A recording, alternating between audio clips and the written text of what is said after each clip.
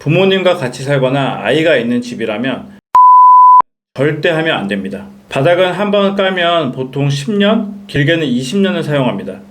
하지만 많은 분들이 이 집에서 어떻게 살지보다 어떻게 보일지부터 고르는 것 같아요.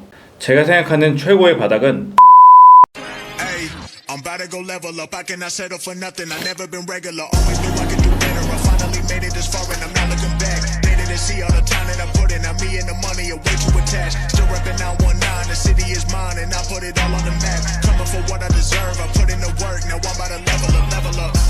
대부분의 사람들이 재료 자체보다 이미지로 먼저 판단합니다. 타일은 고급스럽고 마루는 무난하고 장판은 촌스럽다라고 생각하죠. 디자인만 보고 고르기 때문입니다. 하지만 실제 생활은 다르죠. 부모님을 모시고 살기도 하고 아이가 뛰어다니고 난방은 하루에도 몇 번씩 반복됩니다. 물론 보이는 것도 중요합니다. 그런데 살다 보면 문제가 생길 수도 있죠. 그래서 바꾸고 싶다는 생각이 들 수도 있는데 그때부터가 진짜 문제입니다.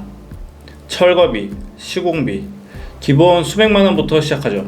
그리고 공사하는 동안 어디서 살지도 고민해야 됩니다.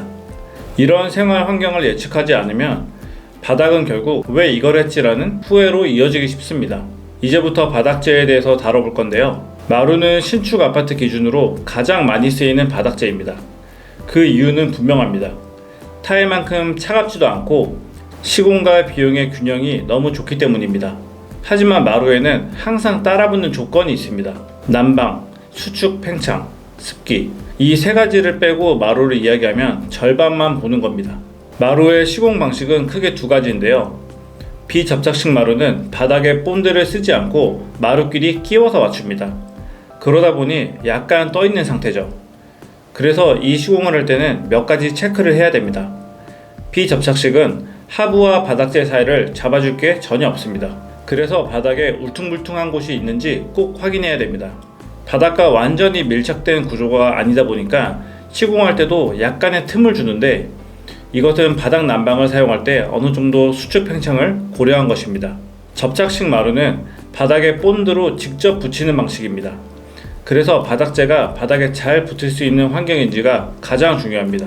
이 방식에서는 바닥의 평활도와 콘크리트 가루를 제거하는 게 가장 중요합니다. 아무리 좋은 마루를 사용해도 본드가 제대로 붙지 않으면 특정 구간에서 들뜸이 발생할 수 있습니다. 그래서 시공 전에는 반드시 콘크리트 표면에 문제가 있는지 없는지 확인해야 됩니다. 이 과정을 건너뛴다면 하자가 생길 확률은 확실히 높아집니다. 그리고 또 많은 사람들이 오해하는 부분이 방수 부분입니다. 모든 마루는 생활 방수입니다. 완전 방수라고 말하는 제품들은 과장된 광고라고 생각하시면 됩니다. 물방울이 잠깐 묻는 정도를 버틴다는 뜻이지 물을 흘려놓고 방치해도 괜찮다는 뜻은 절대 아닙니다. 물을 그대로 둔다면 시간이 지나서 모서리가 들뜨고 이음새가 튀어나오는 경우가 많이 있습니다. 타일은 고급스러운 느낌의 바닥재입니다. 드라마에 나오는 좋은 집들의 인테리어에서도 타일을 많이 사용하죠. 하지만 예산에 제한이 있다면 망설여지기도 합니다. 다른 바닥재에 비해서 최소 2배 이상이 비쌉니다. 한국의 주택은 대부분 온돌 구조라서 난방을 사용하면 수축 팽창이 반복됩니다. 그 힘을 줄눈이 받기 때문에 깨짐이 종종 발생하기도 합니다.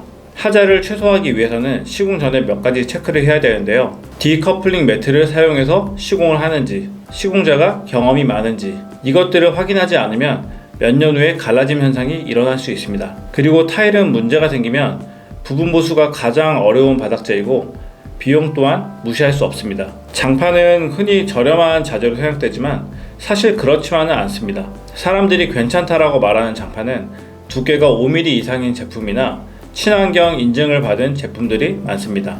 가격 또한 마루보다 비싼 제품도 많이 있습니다. 장판은 무거운 물건을 올려두면 눌림 자국이 생길 수밖에 없는데요. 시간이 지나면 지날수록 눈에 쉽게 거슬릴 수 있습니다. 제 경험상 젊은 층보다는 노년층의 인기가 많은 것 같아요.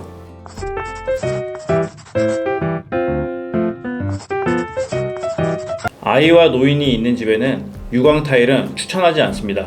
물기가 조금만 있어도 매우 위험합니다. 그래서 결국 위에 카페트를 깔게 되는데요. 결국 돈을 한 번 더 쓰게 되는 거죠. 물 청소를 자주 하는 집에는 일반 마루는 추천하지 않습니다. 생활 방수라니까 괜찮겠지. 근데 물은 항상 사고처럼 옵니다. 주방에서 튀는 물, 반려동물 배변, 이런 것들은 장시간 방치하면 이음새부터 변합니다. 마루가 약한 게 아니라 생활 패턴을 고려하지 않은 거죠. 작은 방에 대형 타일을 놓는 것도 추천하지 않습니다. 이건 정말 많이 하는 후회인데요. 사진에서는 멋있는데 막상 깔아보면 공간이 어색해 보이고 줄눈이 오히려 더 강조됩니다. 난방을 많이 쓰는 집에서는 비접착식 마루는 추천하지 않습니다. 비접착식 마루는 빠르고 저렴합니다. 하지만 난방을 자주 껐다 켰다 하고 겨울에 온도를 많이 올리는 집에서는 체감 온도가 스트레스로 바뀝니다. 마루가 문제라기보다 집의 사용 환경과 안 맞았던 거죠. 바닥재는 집을 예쁘게 만드는 재료이기도 하지만 매일의 생활을 견디는 구조물입니다. 그래서 이렇게 정리할 수 있습니다. 가장 많이 후회하는 바닥재는 특정 재료가 아니라 생활을 고려하지 않은 바닥재입니다. 예쁜 바닥보다 덜 후회하는 바닥, 그게 진짜 좋은 나에게 최적의 바닥재입니다.